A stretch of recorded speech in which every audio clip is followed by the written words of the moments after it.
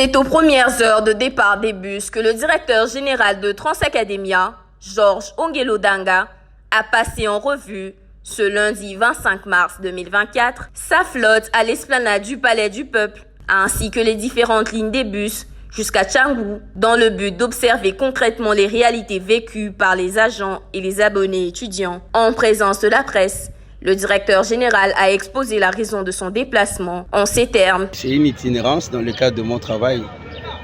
Nous avons aussi la mission de voir ce qui se passe sur le terrain pour palper certaines réalités du doigt, pour se rendre compte si les instructions données sont respectées, pour voir si les heures de service sont respectées, si le personnel répond aux attentes de nos partenaires qui sont les étudiants.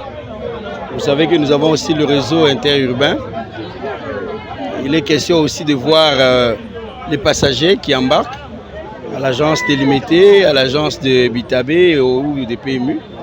C'est la raison pour laquelle nous sommes là. Sur terrain, le directeur général de Transacademia s'est entretenu avec les abonnés étudiants autour des difficultés qu'ils rencontrent et il a mis un accent particulier sur la protection des bus. Si vous perdez ces bus, il n'y en aura pas d'autres. Admettons, on casse tout ce qu'il y a comme vitre. Quand il pleuvra, vous ferez comment? Voilà. Donc, ce n'est pas tout le monde qui le fait. Ceux qui le font, vous pouvez les dénicher et les dénoncer. C'est tout ce qu'on peut faire.